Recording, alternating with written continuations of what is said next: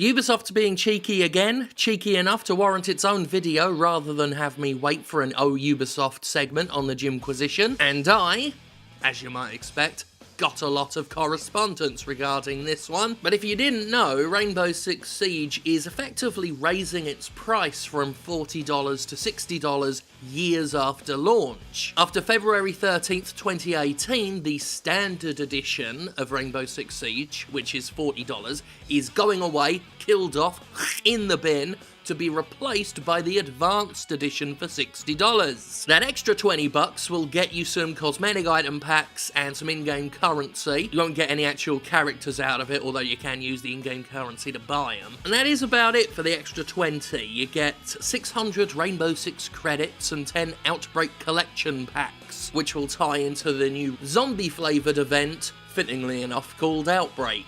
For those keeping score, after February 13th, you will be able to choose from a variety of purchase methods. You can get the Starter Edition for $15, the Advanced Edition for $60, the Gold Edition for $90, and the Complete Edition for $130. Now, as a video game business model, pay as you play ain't a bad method. It's why I like the Zen Pinball games. You pay for the game you want to play. You buy the tables you want. You get in for free and then just build exactly what sort of gameplay you like based on whatever intellectual property you enjoy.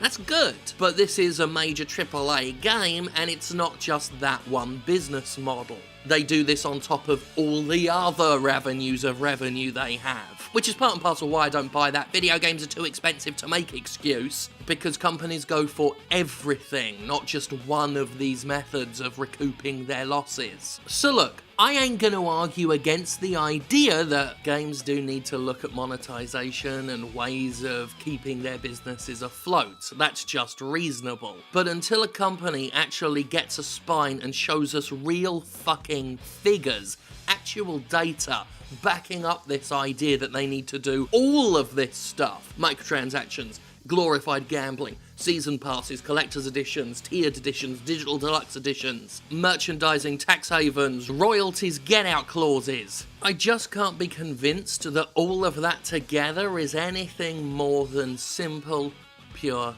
excess. And in completely related news, Ubisoft is also bringing some new loot boxes to Rainbow Six Siege alongside its Outbreak event because... fuck you is why.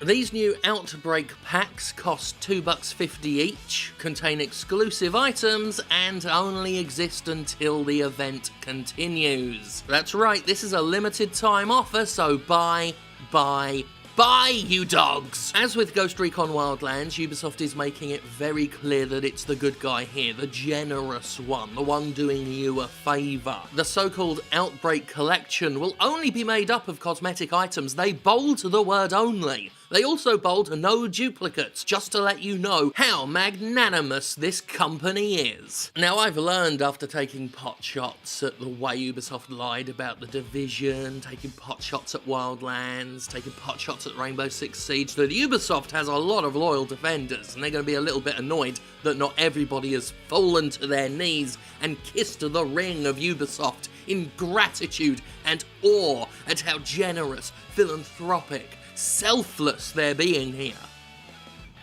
But you know, fuck them.